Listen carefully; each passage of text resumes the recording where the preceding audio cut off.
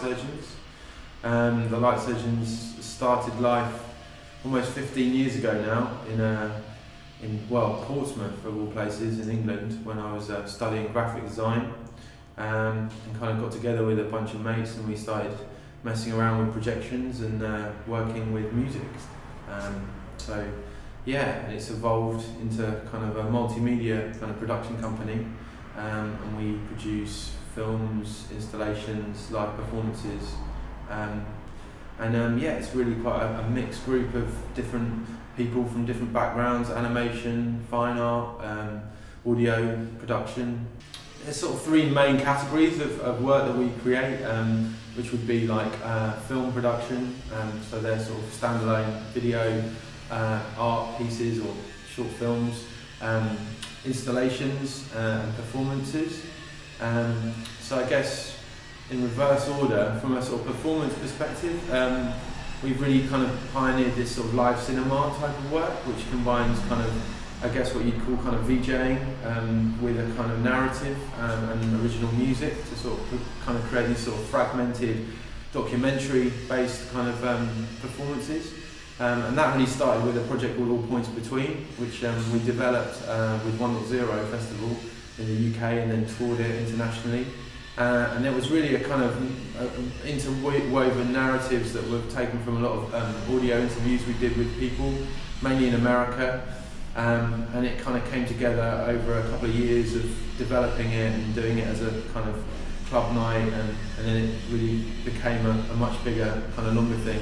And a lot of the work that was developed in that actually turned into sort of films as well, so that it sort of became a way of exploring narrative and testing things out and experimenting, and some of that work ended up in short films. So I guess I talk about films actually. So yeah, we've done a number of digital films now, and had our work shown at like Sundance and South by Southwest and documentary film festivals internationally.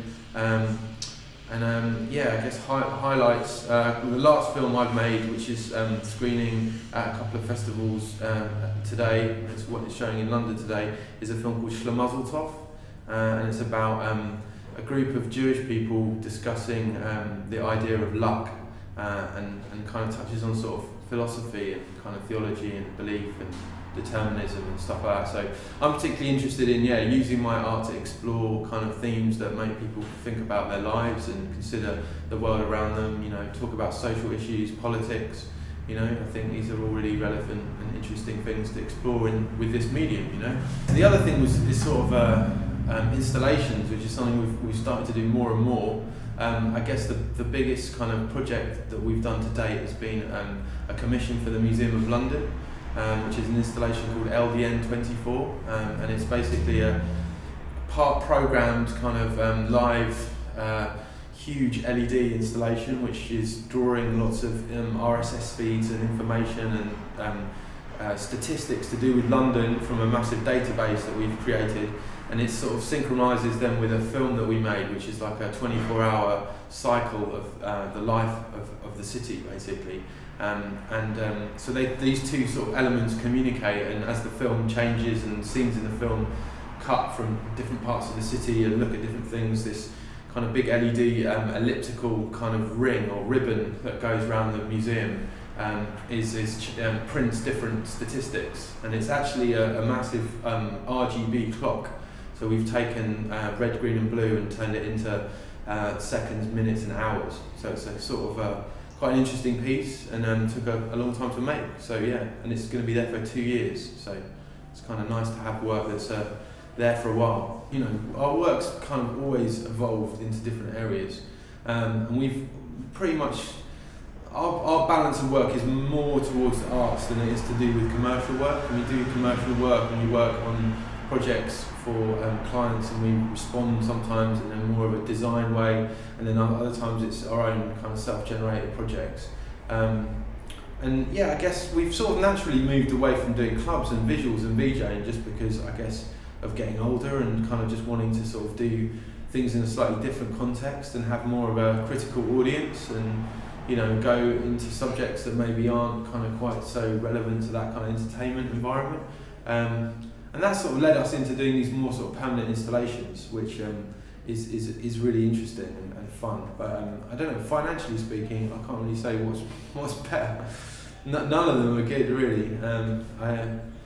Yeah, we're managing to keep a balance between these three different sort of areas, really, from installations and performances, and we also produce video content and video visuals for other bands. So we did like Chasing Status like last year, and we've done, so we kind of keep it's like being a farmer, you kind of keep turning the field, growing something else and going back and trying not to just become a sausage factory, and that's why we've remained very small. We've kind of kept ourselves tiny, and we've allowed ourselves to kind of collaborate with lots of different artists, so it's sort of allowed us to sort of pick and choose and do projects that are kind of constantly different.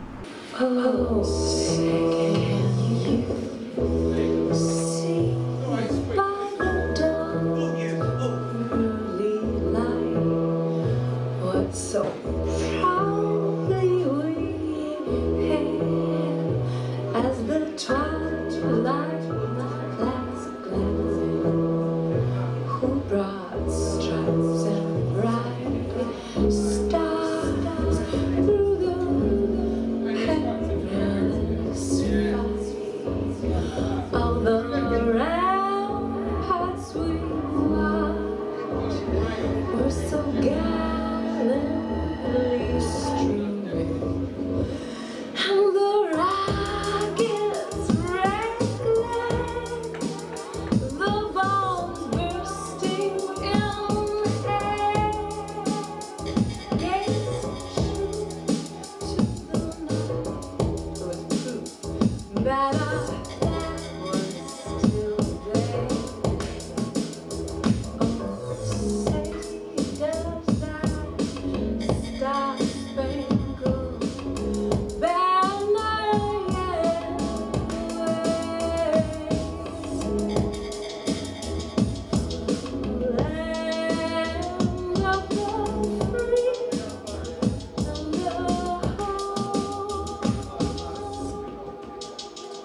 Land of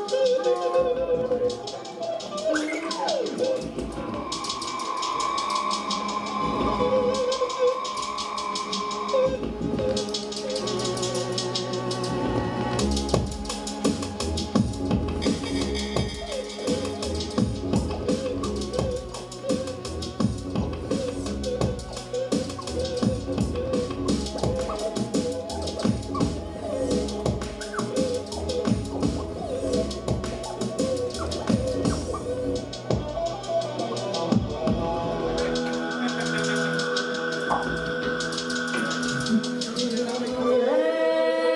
free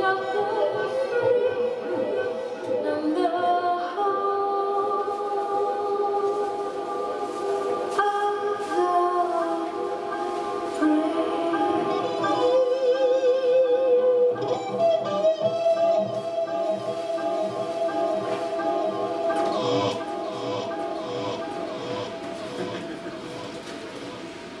Yeah, we decided what we wanted to be performed first.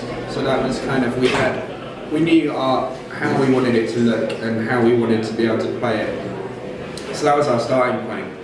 And then we had to figure out how that would work technically. And essentially we came to the conclusion that we needed to have a locked backing track. And so we had this 3-screen setup.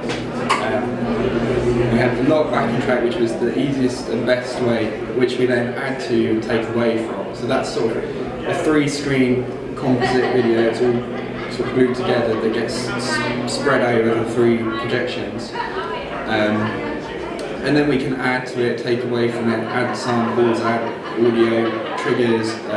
And some of the narrative pieces are more fluid and they're played separately from the backing track, and the backing is just audio. All the audio is run through Ableton as well, so that's all multi-track. So if a certain venue needs more bass or more drums or whatever, we've got control over that too, which is also really helpful with the narrative. Because sometimes you can't hear the words, you just need to give it a bit of a push. So it's as fluid as we can make it, without having to completely build everything from from scratch every time. So there's sort of, you know, I suppose the narrative and the spoken word pieces dictate a structure, and they have to sort of, you know, they've been cut in Final Cut, and they have to sort of be glued together and locked. So they're kind of, that was our reasoning for having these locked sections.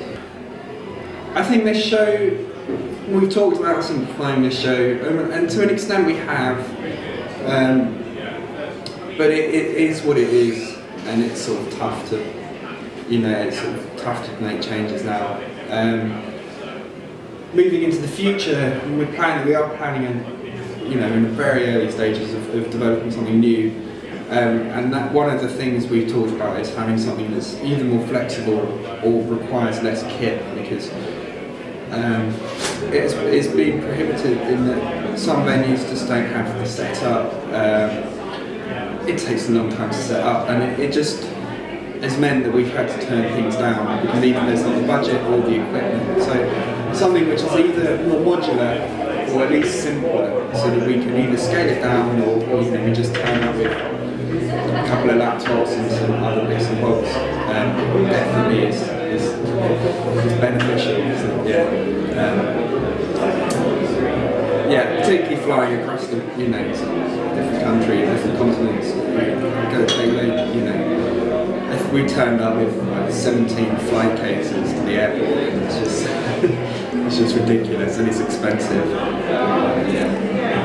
So yeah, moving forward, simpler setup, definitely. Still complicated content, or you know, as complex as it needs to be. Yeah, 2 or 3 flight cases would be good.